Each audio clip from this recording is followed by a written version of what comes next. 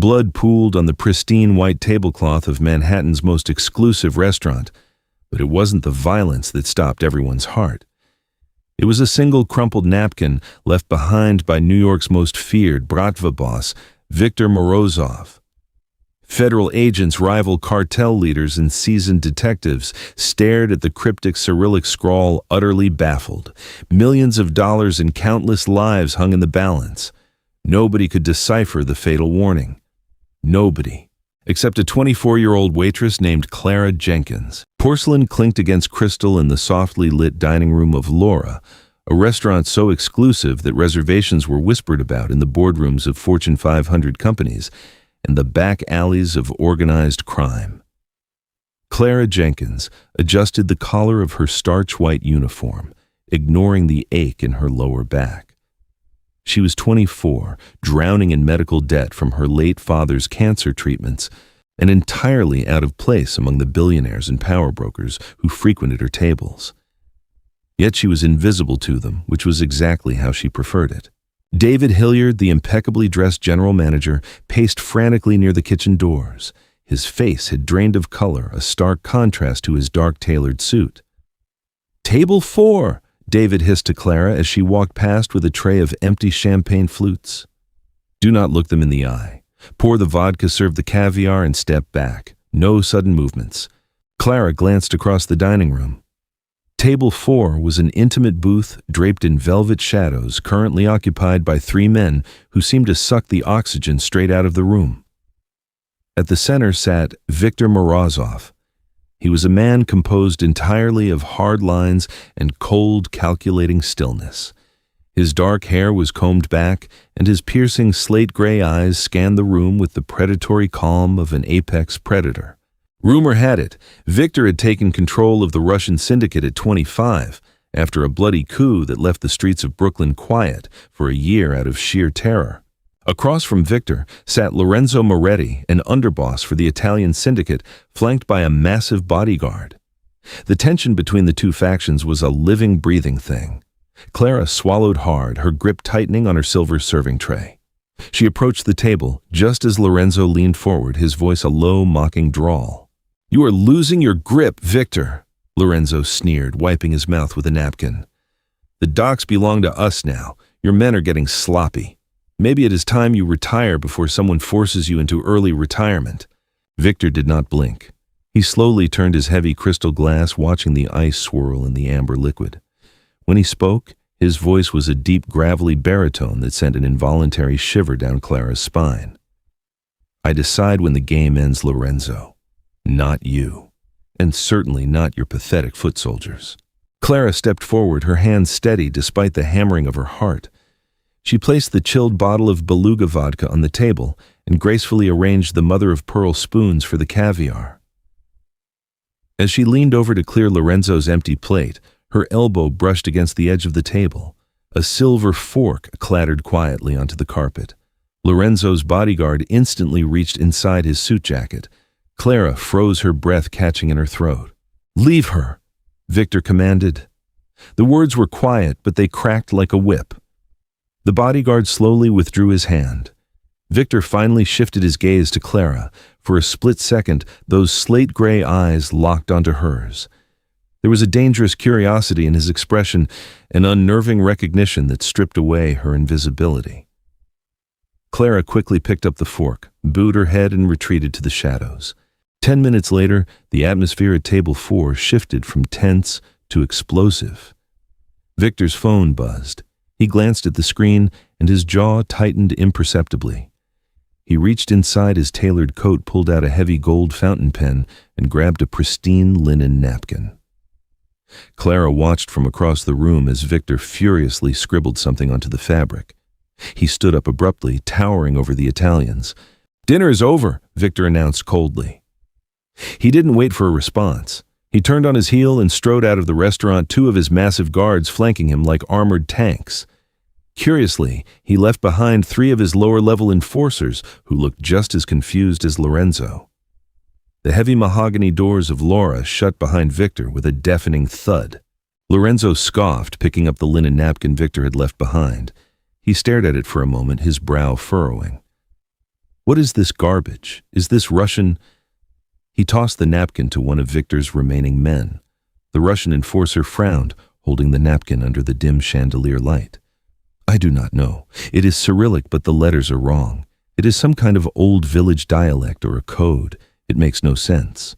Panic began to ripple through the Italian and Russian men alike. When a man like Viktor Morozov leaves a coded note and suddenly evacuates, it means death is imminent.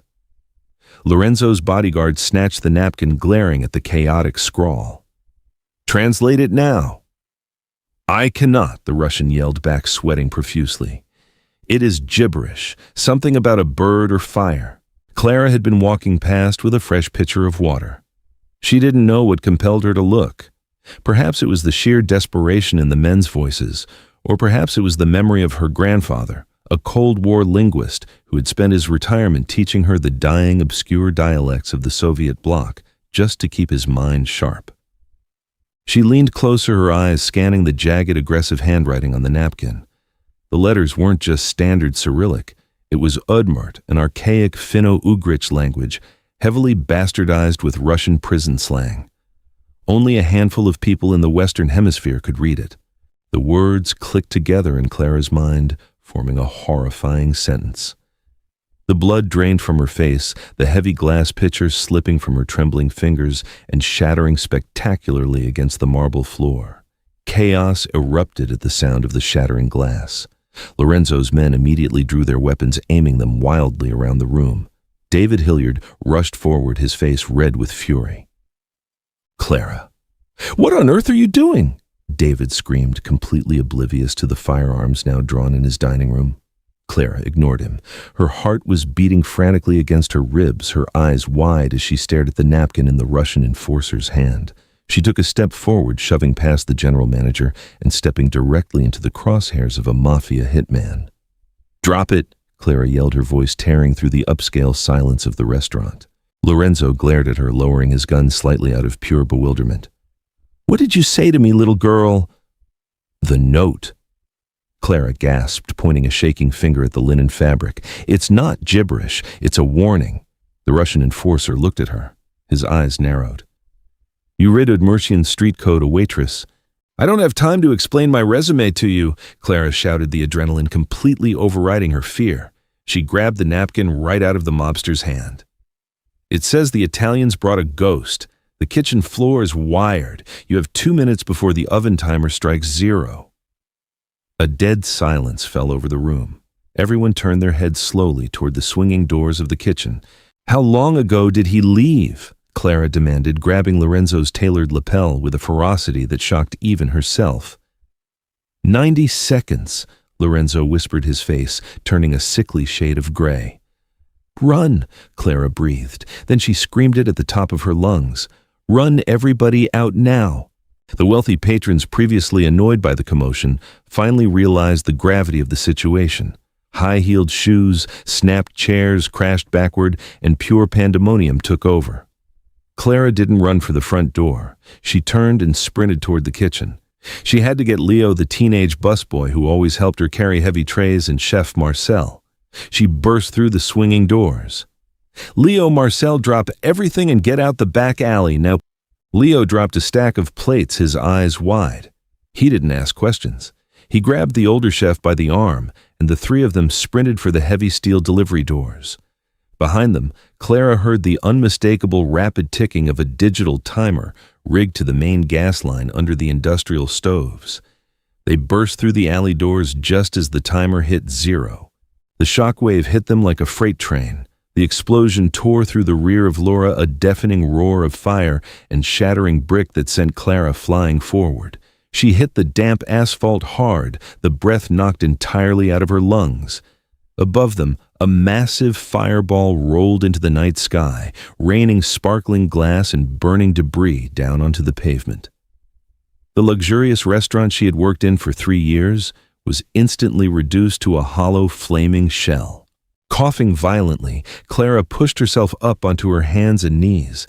Her ears were ringing with a high-pitched whine, and the metallic taste of blood filled her mouth from a cut on her forehead. Beside her, Leo and Marcel were groaning but alive. Sirens immediately began wailing in the distance, cutting through the thick, choking smoke. Clara tried to stand, her legs trembling violently. She leaned against the brick wall of the alley, wiping soot from her eyes. Tires screeched at the end of the narrow alleyway. Two massive armored black Cadillac Escalades blocked the exit, completely cutting off their escape. The heavy doors swung open simultaneously. Men in tactical gear stepped out, their faces obscured by the thick smoke, holding suppressed automatic rifles. Clara froze, her breath catching. She had saved herself from the explosion, only to walk right into a firing squad. The back door of the lead Escalade opened. A tall figure stepped out, moving with an eerie, unhurried grace through the falling ash. The streetlights flickered, illuminating the sharp, ruthless features of Viktor Morozov. He was completely unharmed, his dark suit perfectly pressed, standing in stark contrast to the burning wreckage behind Clara. Viktor approached her slowly, his heavy dress shoes crunching over the broken glass. He stopped just inches away, his towering frame casting a dark shadow over her. He looked down at her soot-stained face, her torn uniform, and the trail of blood leaking from her hairline. He slowly reached into his pocket and pulled out the crumpled linen napkin. He held it up in the dim light. Berteo. When I left this note, Viktor said, his deep voice slicing through the ringing in her ears. I expected it to stall Lorenzo just long enough for the bomb to catch him. I assumed my men would die because they are illiterate fools. I did not expect a pretty little American waitress to decipher a dead dialect from a Siberian labor camp and empty my favorite restaurant in 60 seconds. Clara swallowed the lump of terror in her throat. She stood a little taller, refusing to cower, even though her knees felt like water. You tried to kill innocent people. I tried to kill a rat, Viktor corrected smoothly, his eyes dropping to her lips before meeting her defiant gaze again. Collateral damage is a reality of my world, Miss Jenkins, Clara gasped. How do you know my name? Viktor stepped closer, the scent of expensive cologne and gunpowder washing over her. He reached out his leather-gloved thumb, gently wiping a streak of ash from her cheek. The touch was terrifyingly tender. I make it my business to know everything about anomalies, Viktor murmured, his voice dropping to a dangerous whisper. And you, Clara, are a very dangerous anomaly, a waitress who reads Admirtian code. You just cost me a $3 million hit. You're going to have to repay that debt. He nodded to his men. Before Clara could scream, two massive hands grabbed her arms. Put her in my car, Viktor ordered, turning away. She belongs to me now. Heavy rain battered the tinted bulletproof glass of the Cadillac Escalade, distorting the neon lights of the Manhattan skyline as they sped away from the burning wreckage of Laura. Clara sat rigidly against the luxurious leather seat, her breathing shallow and erratic. Her wrists throbbed where Viktor's massive enforcer, a scarred giant named Dmitri, had gripped her, but she refused to rub them. She refused to show any sign of weakness in front of the man sitting opposite her. Viktor Morozov sat completely relaxed in the spacious cabin of the SUV, a stark contrast to the violence he had just orchestrated. He poured a measure of amber liquid from a crystal decanter into a heavy glass, the clinking sound unnervingly loud in the tense silence. He did not offer her a drink. Instead, he simply watched her over the rim of his glass, those slate-gray eyes analyzing her every micro-expression. You are shaking, Clara, Viktor observed quietly, his thick Russian accent wrapping around her name in a way that made her stomach twist. It is a natural physiological response to surviving an explosion, or perhaps it is simply because you are sitting across from me. Clara dug her fingernails into her knees to steady her trembling hands. Where are you taking me? Kidnapping a civilian is a federal offense. The police will be looking for me. Viktor let out a low, humorless chuckle that vibrated through the cabin. The police are currently collecting pieces of a counterfeit gas line that I had installed 3 days ago. They will rule it a tragic infrastructure failure. As for your disappearance, a waitress with a mountain of debt vanishing into the night is hardly front-page news. Who will report you missing? Your mother passed away when you were 10. Your father lost his battle with pancreatic cancer 6 months ago. You have no siblings. You are entirely alone in this world. Clara felt a cold dread wash over her. How do you know all of that? I've never seen you before tonight. I am a thorough man, Victor replied, taking a slow sip of his drink. When I realized there was a leak in my organization, a rat communicating with the Italians using an Admercian cipher, I began to monitor every moving piece in the city. The cipher was brilliant, I will admit. It is a dead language used primarily in Soviet gulags by men who did not want the guards to understand their plots. My grandfather used it. I thought I was the only man left in New York who could read it. He leaned forward, the ambient light from the street lamps catching the sharp angles of his jaw.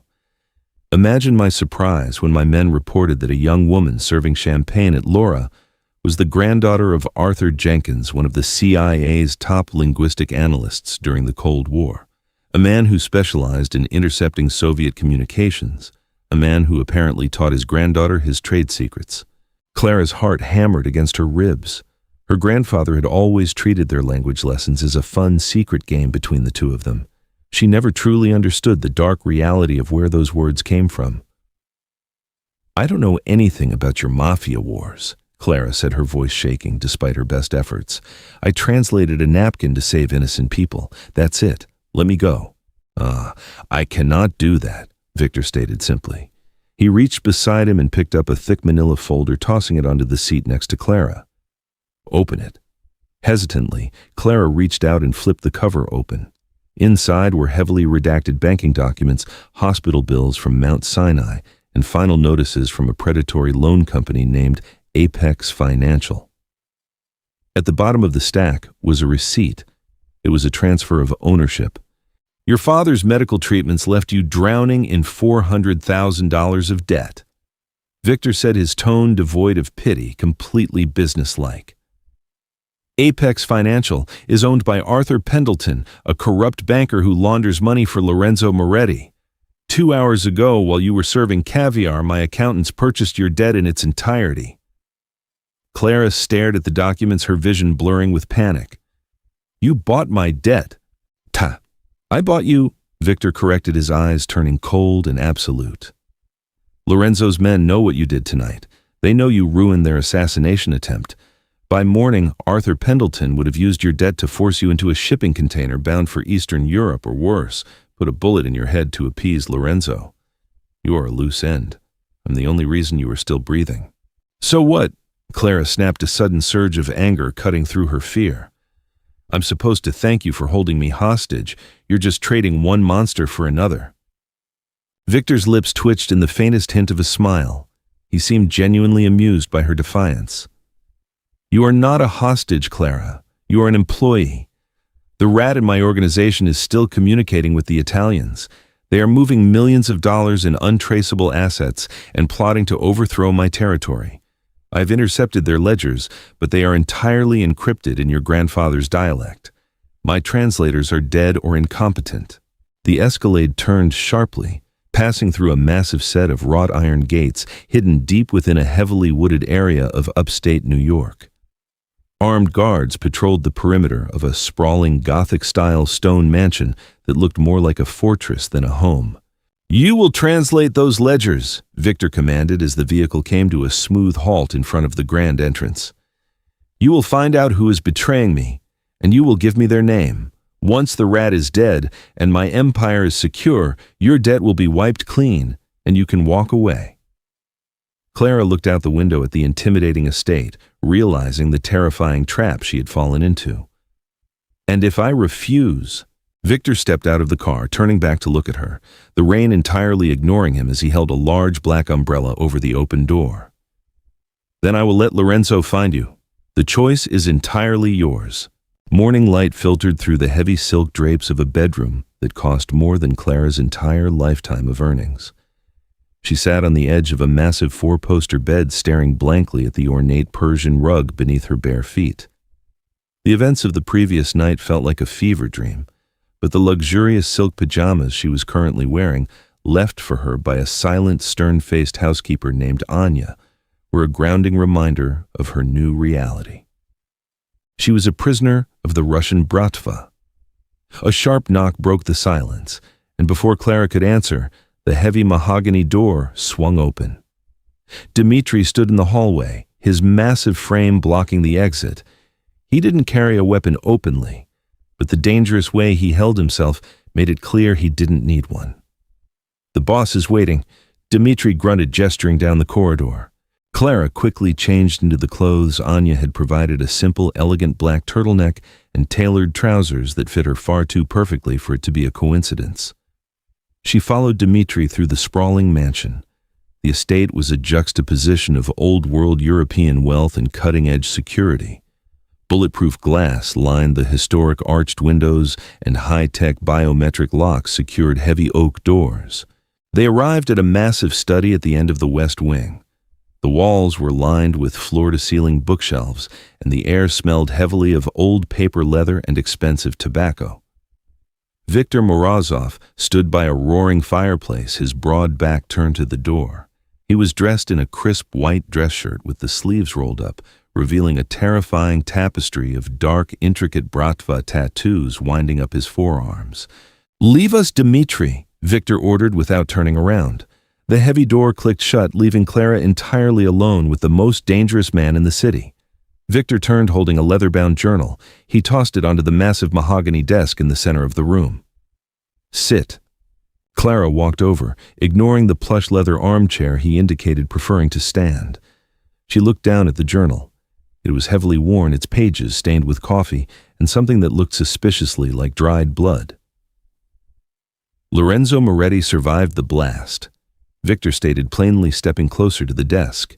"He was pulled from the alley by his remaining men. He suffered second-degree burns and a shattered collarbone, but he is alive, and he is furious." Clara's stomach plummeted. "He knows it was me." "He knows a blonde waitress in a white uniform shouted the warning," Viktor corrected.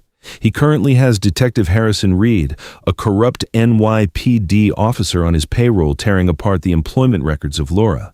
It will take them approximately 48 hours to identify you. Once they do, they will come for you." "Why are you telling me this?" Clara asked, her voice trembling slightly.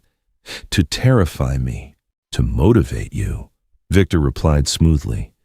He tapped the leather journal. "This ledger was pulled from the coat pocket of one of my captains who was found dead by the docks yesterday. It details every shipment, every bribe, and every assassination the Italians are planning for the next 6 months. It also contains the name of the man inside my inner circle who is feeding them information." Clara reached out and opened the book. The pages were filled with erratic, frantic handwriting. Just as Viktor had said, it was entirely written in the obscure Udmurtian dialect, mixed heavily with Russian prison slang. It was a chaotic, brilliant cipher.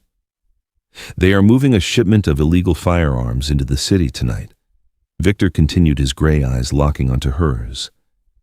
"I need to know where, and I need to know who is receiving it. Translate the first 10 pages, now." Clara stared at the jagged letters. The language came flooding back to her, her grandfather's patient voice echoing in her mind.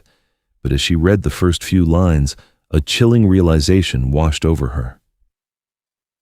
This isn't just a ledger," Clara whispered, her eyes widening as she traced a finger over a specific string of words. "It's a hit list." Viktor's posture stiffened. "Explain." Clara swallowed hard, pulling a pen and a blank notepad toward her. She began to write furiously, translating the Udmurtian into English. It says, "The wolf is blind. The shadow feeds the dog. Payment routed through Arthur Pendleton's offshore accounts." "They aren't just buying weapons, Viktor. They are paying someone inside your house to kill you." Viktor remained completely still, but the air in the room seemed to drop 10 degrees. "Who?" Clara flipped to the next page, her eyes scanning the complex symbols. Her breath hitched. She looked up at Viktor, genuine terror in her eyes. "The man funneling the money. The man orchestrating the weapons shipment. The cipher refers to him as the giant with the scarred neck." Viktor's gaze snapped toward the heavy mahogany door where his trusted bodyguard had just exited. "Dmitri!" Viktor whispered, a lethal, ice-cold fury bleeding into his voice. Before Viktor could move, the biometric lock on the study door beeped ominously, turning from green to a solid, permanent red. The heavy deadbolt slammed shut with a sickening thud echoing through the cavernous room. They were locked in. And from the other side of the thick oak door, the The distinct mechanical sound of an automatic weapon being chambered echoed into the quiet study. Wood splintered violently as high-caliber rounds tore through the heavy oak door. Clara barely had time to register the deafening roar of the automatic weapon before a massive weight slammed into her, taking her down to the floor. Victor shielded her with his own body, driving them hard behind the thick, solid mahogany desk, just as a second barrage of bullets chewed through the spot where she had been standing seconds before. Books exploded from the shelves in clouds of shredded paper and dust, raining down on them like confetti in a war zone. Adrenaline surged through Clara's veins, deafening her to everything but the frantic thudding of her own heart. Victor remained terrifyingly calm. He pressed a hand over the back of her head, keeping her face pressed against the Persian rug. The scent of expensive tobacco and ozone filled the cramped space beneath the desk. Do not move! Victor commanded, his voice a low, steady rumble against the chaos of the gunfire. He rolled off her, drawing a sleek matte black Sig Sauer P226 from the shoulder holster hidden beneath his dress shirt. Outside the door, Dimitri's heavy boots thumped against the hardwood floor of the corridor. The firing stopped momentarily, replaced by the mechanical clack of a fresh magazine being loaded. "Hey, it is nothing personal." "Boss," Dimitri's gruff voice echoed through the bullet holes. "Lorenzo offered me $5 million and a permanent seat at the table. You are a dying breed, Victor. The Italians have the judges, the police, and now they have the docs. It is time to step aside." Victor did not bother responding to the traitor. Instead, he reached blindly under the lip of the shattered mahogany desk. Clara watched terrified as his fingers found a hidden biometric scanner. He pressed his thumb against it. A mechanical hum vibrated beneath them, and the massive bookshelf directly behind the desk smoothly slid forward, revealing a reinforced steel door. "Go," Victor ordered, shoving Clara toward the opening. She scrambled on her hands and knees over shattered glass and torn books, diving into the dark, narrow space just as Dimitri kicked the remnants of the study door off its hinges. Victor fired 3 rapid suppression shots, forcing the giant traitor to duck into the hallway before slipping into the hidden room and pulling the steel door shut. Heavy titanium deadbolts slid into place with a definitive ringing clank. The hidden room was a windowless concrete bunker, illuminated by the sterile glare of LED strip lights. A wall of monitors displayed every camera angle of the sprawling estate, while another wall was lined with tactical gear and assault rifles. Clara leaned against the cold concrete, gasping for air, her hands trembling violently. Victor holstered his weapon, his expression chiseled from stone. He walked over to the security monitors. The screens showed Dimitri pacing furiously in the ruined study, barking orders into a handheld radio. "He is locking down the estate." Victor observed his tone dangerously flat. "He has half my security detail on his payroll. They are isolating the West Wing." Clara swallowed the bile rising in her throat. She looked down at her hands, still clutching the leather-bound ledger. She had held onto it out of pure instinctual desperation. "You have an army inside your own house trying to kill you. What do?" "We survive," Victor replied, his gray eyes locking onto the ledger in her hands. "You kept the book. Good. Dimitri is a blunt instrument. He's not smart enough to orchestrate a coup of this magnitude. Someone is feeding him tactical information. Read the next page, Clara. Tell me what else you see." Her fingers shook as she opened the worn leather cover, struggling to focus on the jagged Udmurtian script, while the muffled thuds of a battering ram echoed from the steel door behind them. She forced herself to breathe, channeling her grandfather's calm, analytical voice. "The firearms shipment," Clara whispered, tracing the symbols. "It says, 'The shipment arrives at midnight. Red Hook Terminal Pier 4. The cargo is marked as agricultural machinery from Genoa.'" Victor typed rapidly on a heavily encrypted laptop bolted to a steel desk. "Lorenzo is bringing in enough heavy artillery to wipe out my remaining loyalists in Brooklyn. If those weapons hit the streets, I lose the city." There is more." Clara interrupted, her eyes widening as she translated a complex string of prison slang. "Dimitri is not just coordinating with Lorenzo, he has a police escort. The shield provides safe passage. Detective Harrison Reed secures the perimeter. Target the boss at the docks, frame him for the massacre. Victor stopped typing. The muscle in his jaw feathered. They want to draw me out. They know I monitored the docks. They assumed I would try to intercept the weapons, and Reed is waiting there to arrest me or shoot me for resisting. It is a perfect trap. A heavy thud shook the bunker door. Dmitri was using explosives. We have exactly 3 minutes before they breach that door, Victor said, moving toward the armory wall. He grabbed a compact MP5 submachine gun and tossed it onto the desk. He then pulled a heavy tactical vest over his dress shirt. My loyal men, led by my captain Nikolai, are stationed 3 miles from here. I've just sent them a distress signal, but they will not arrive in time to save us. We have to clear the corridor ourselves. Ourselves, Clara choked out. I serve champagne for a living. I can't shoot a gun. You do not need to, Victor said, stepping dangerously close to her. He reached out his gloved fingers, gently tilting her chin up, so she was forced to look into his slate-gray eyes. The sheer intensity of his gaze anchored her, pulling her out of her spiraling panic. You have already given me the weapon I need, Clara. Knowledge. You stay behind me, you stay quiet, and you do exactly as I say. Do you understand? Clara could only nod. Victor turned toward a secondary steel hatch hidden in the floor of the bunker. Dmitri thinks he has me cornered. He forgot who built this house. He hauled the hatch open, revealing a dark maintenance shaft that led directly into the ventilation system. Victor dropped down into the darkness, holding his hand up to guide her. Clara took a deep breath, clutching the ledger to her chest, and descended into the abyss with the Russian Mafia Boss. Rain slashed violently against the windshield of the armored Mercedes G-Wagon as it tore down the desolate stretch of the Brooklyn-Queens Expressway. Inside the cabin, the atmosphere was suffocatingly tense. Clara sat in the passenger seat, gripping the leather door handle so tightly her knuckles were white. They had escaped the estate. Victor had bypassed Dmitri's men entirely through the ventilation shafts, emerging in the underground garage. He had silently executed 2 corrupt guards with a suppressed pistol before they even registered his presence, leaving Dmitri trapped in the West Wing, shooting at an empty bunker. Now they were racing toward the Red Hook terminal. Victor navigated the treacherous, rain-slicked roads with one hand on the steering wheel, his face illuminated by the harsh orange glow of the streetlights. His left forearm was bleeding sluggishly from a graze wound he had sustained during their escape, ruining his crisp white shirt, but he seemed entirely unfazed by the pain. Clara nervously tore a strip of fabric from the hem of her black turtleneck. "You're bleeding on the leather," she muttered, reaching over hesitantly.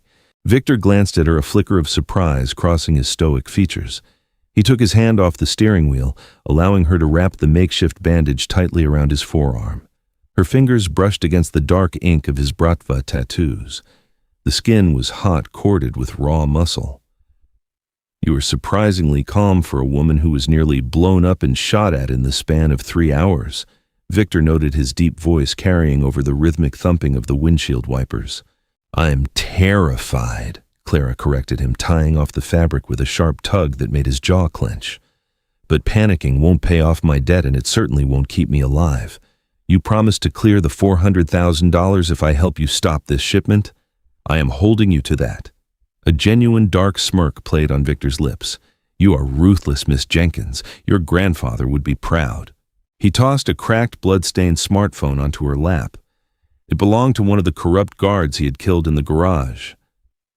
"Dmitri's men are using a secure messaging app to coordinate the drop at the docks.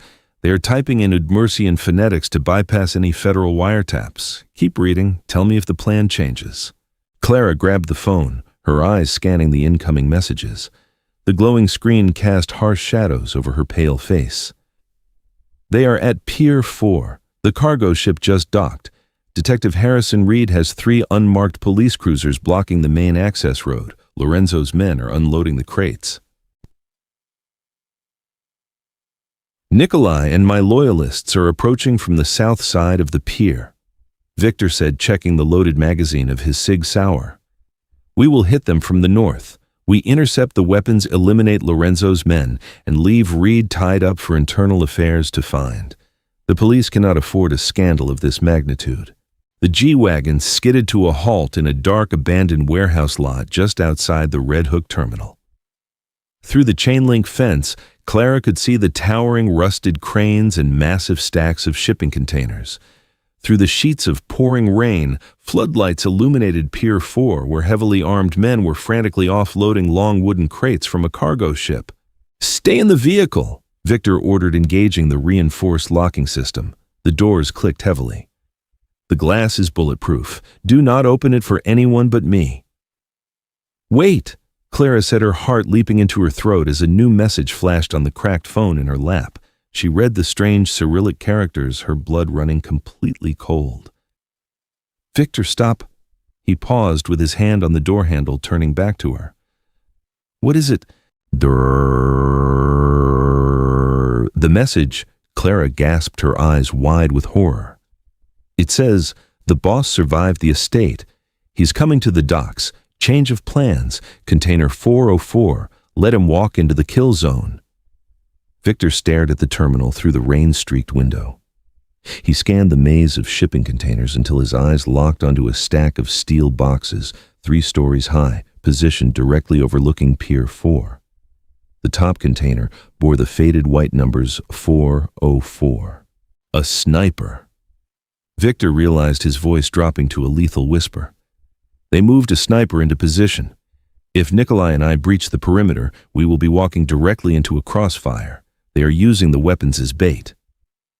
"You can't go out there," Clara pleaded, suddenly terrified by the thought of him walking into the dark rain alone. It defied all logic. He was a mafia boss, a criminal who had essentially kidnapped her, yet he was the only thing standing between her and a shallow grave. "They know you're coming." "I have to," Victor said coldly. "If Lorenzo secures those weapons, the streets of New York will run red with blood by morning. Mine and thousands of innocents." He reached into his tactical vest, pulled out a secondary comms earpiece, and pressed it into Clara's trembling hand. "Put this in," he ordered. "You are my eyes now, Clara. Monitor the phone. Tell me if the sniper shifts position or if Reed's men move. You are the only person who can read their communications." Clara shoved the earpiece in her hands, shaking so badly she almost dropped it. "What are you going to do?" Victor racked the slide of his MP5, his slate-gray eyes burning with a terrifying, predatory fire. "I'm going to show Lorenzo Moretti why nobody survives a war with the Russian bratva."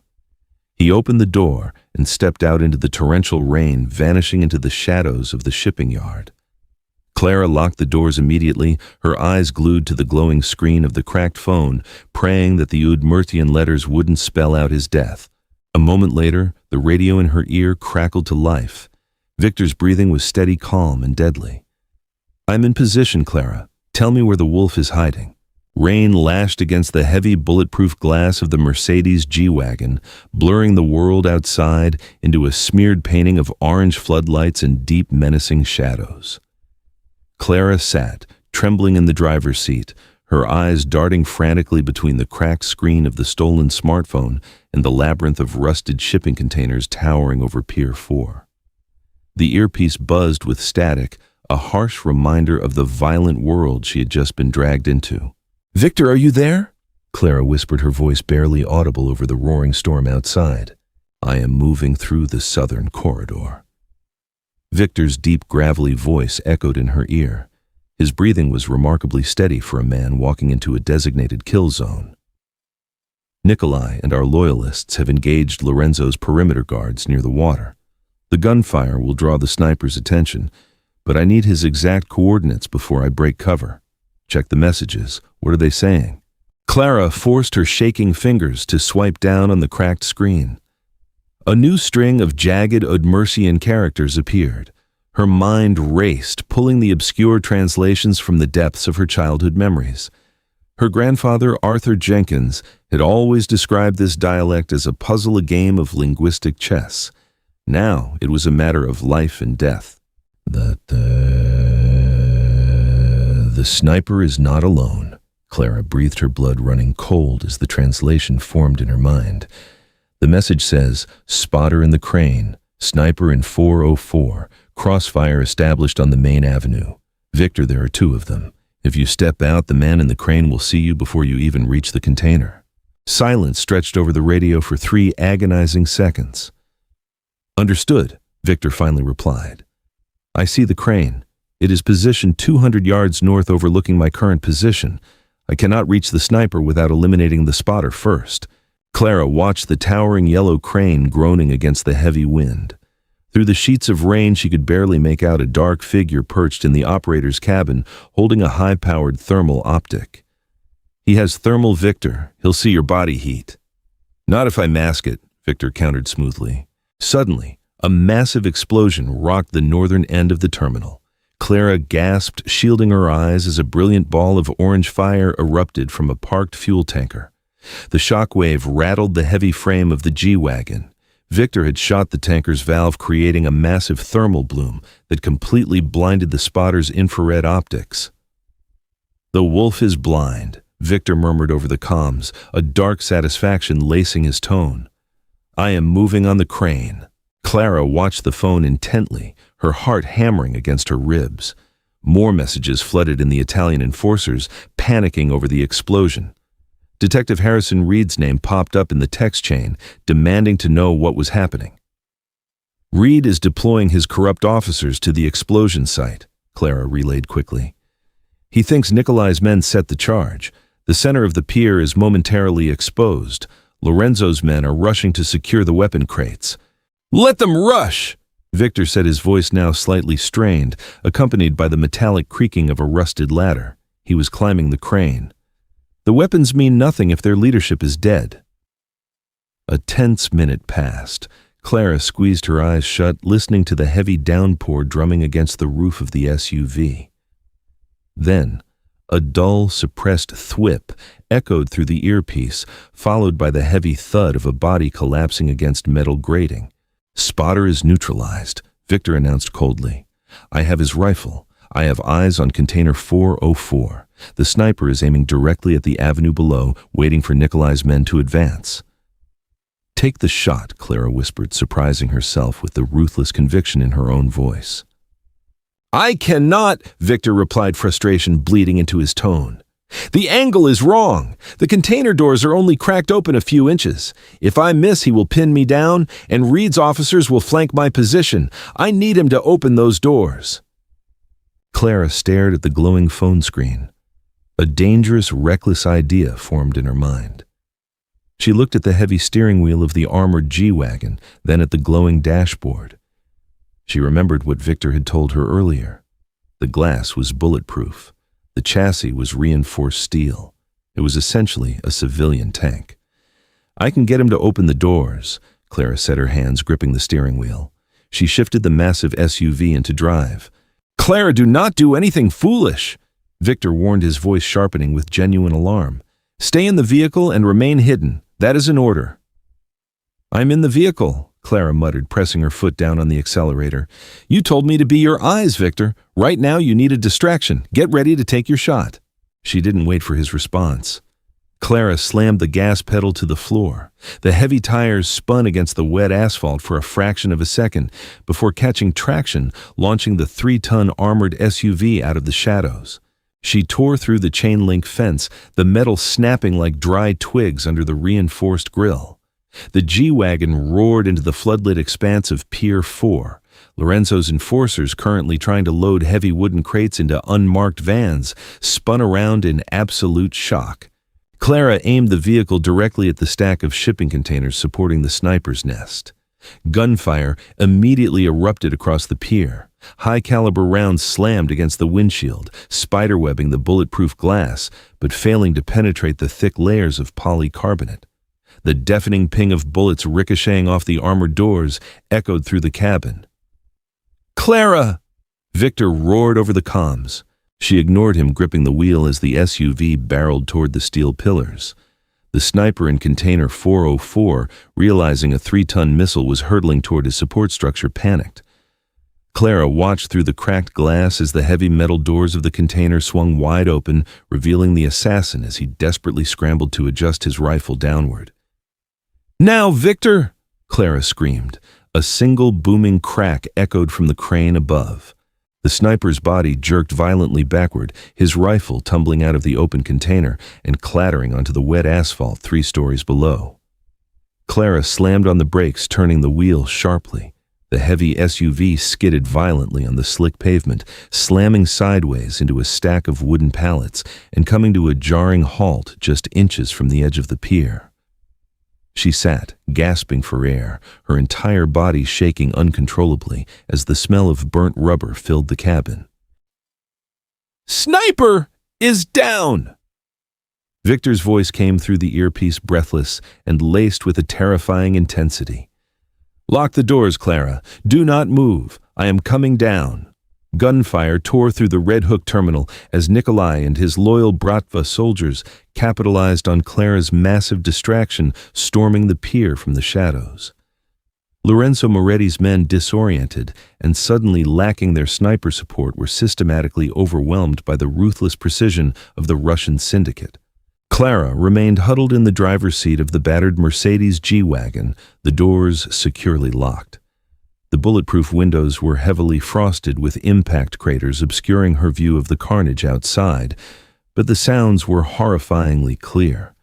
The shouts, the mechanical cycling of assault rifles, and the heavy thuds of bodies hitting the wet pavement painted a gruesome picture of the mafia war unfolding just feet away.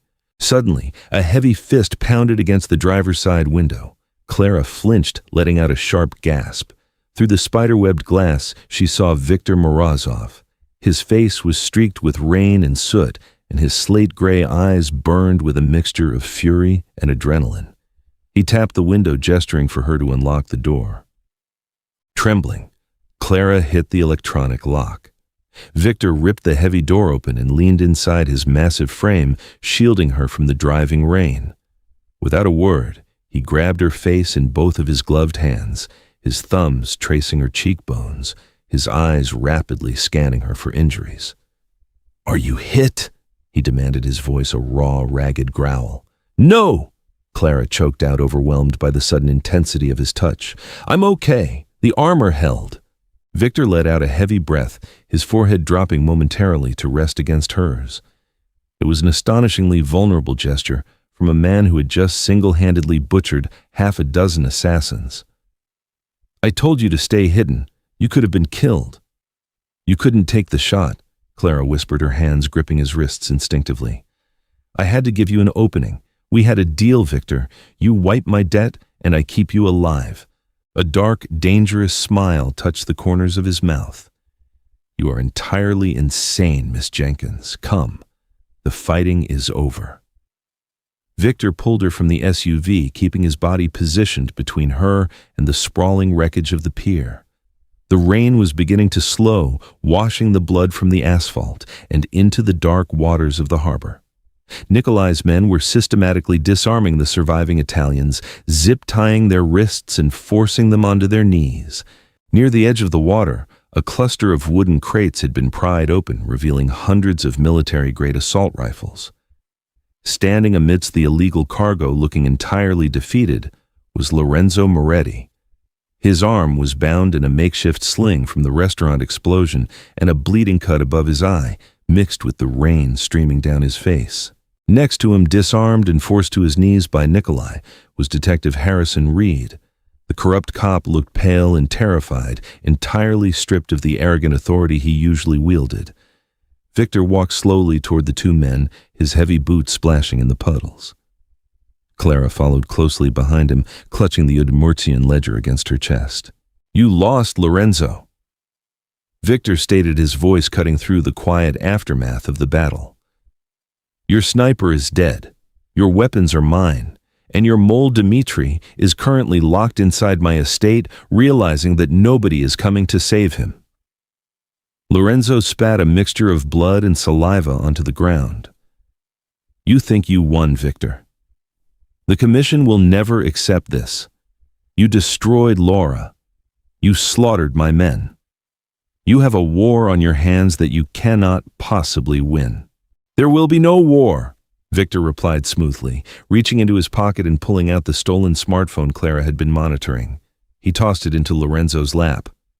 "Because I am not going to kill you, Lorenzo. I'm going to let Detective Reed arrest you." Reed looked up in shock. What I don't? Donna Paddy Sadufro.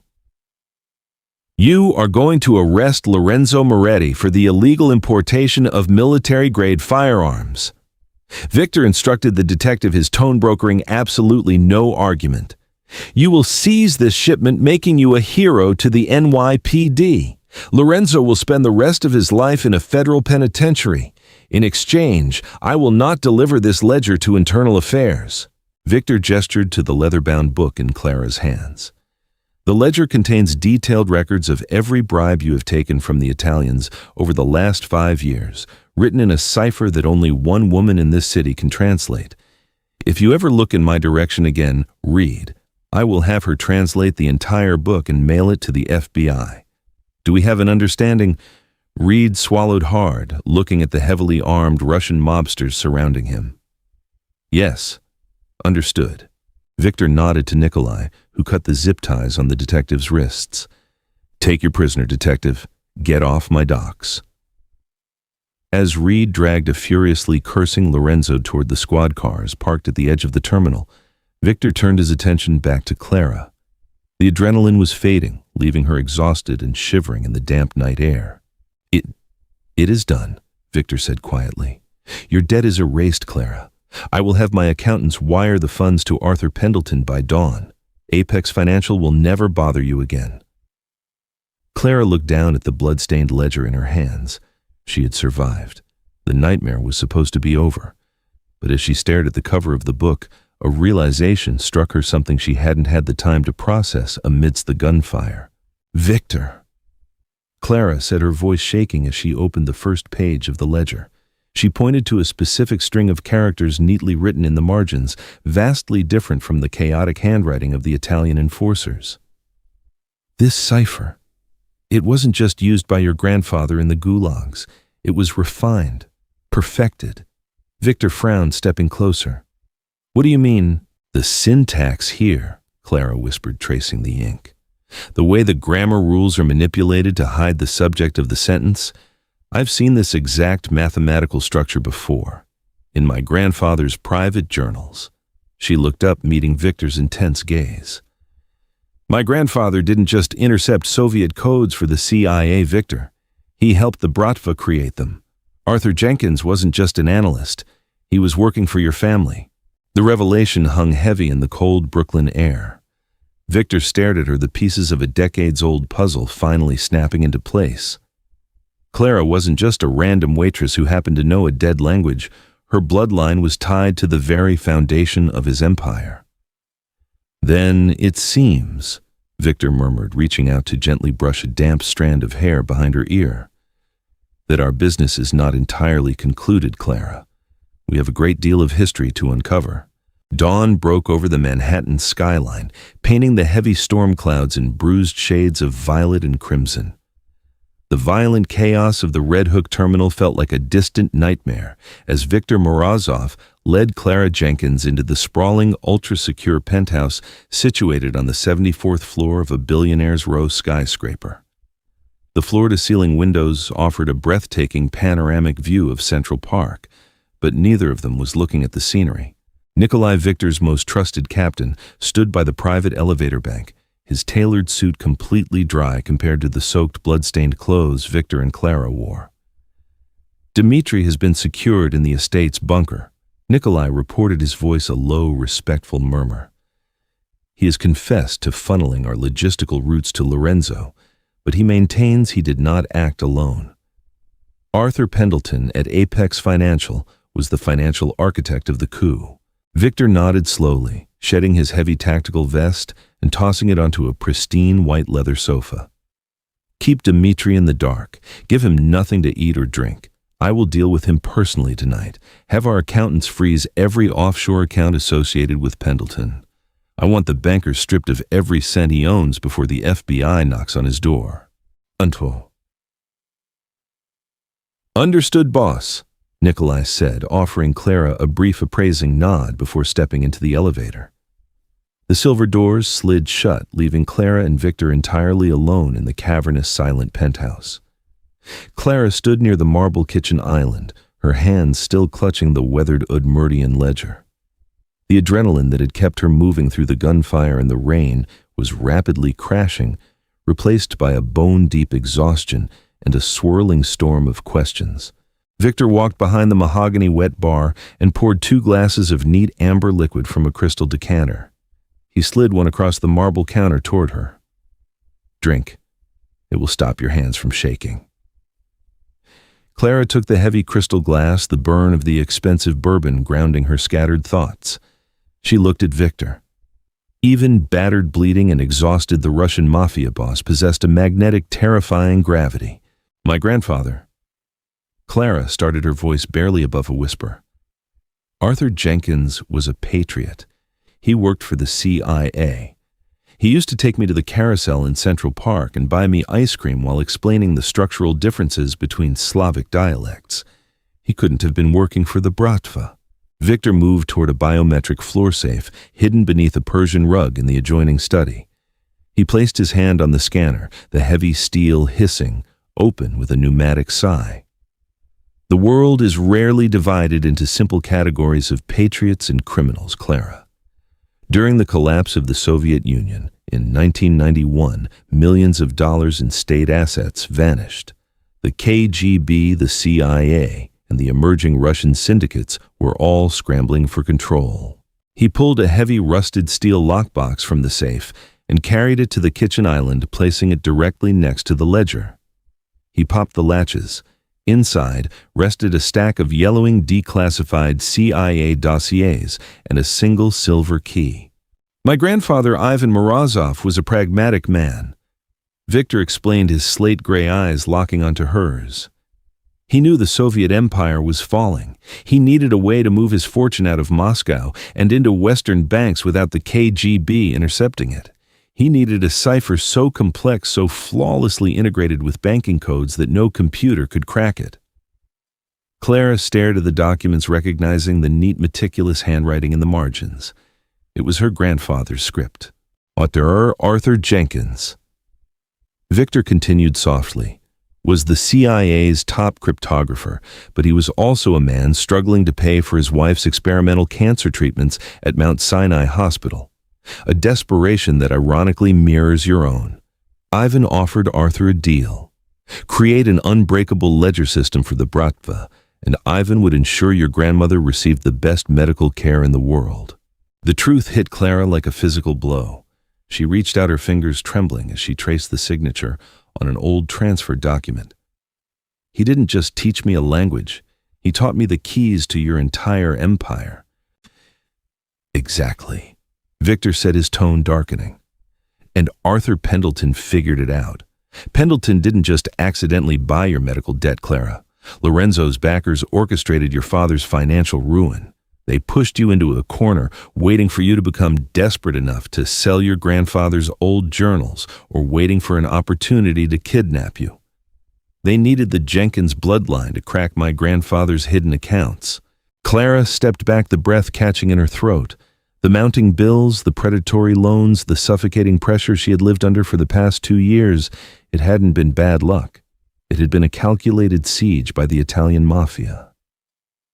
"They destroyed my life," Clara whispered, a hot, unfamiliar rage flaring in her chest. "They tortured my father with debt in his final months just to get to me." Victor stepped around the marble island, closing the distance between them. He reached out his large, warm hands, gently gripping her shoulders. "They tried to destroy you, but they failed, because you are stronger than they calculated, Clara. You saved my life tonight, and in doing so, you saved yourself." He reached into his pocket and pulled out a sleek black titanium drive. He placed it in the palm of her hand, closing her fingers over it. That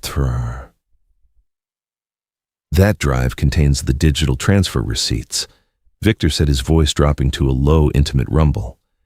"Your debt to Apex Financial is paid in full, but more importantly, it contains the deed to Pendleton's estate in the Hamptons transferred into your name.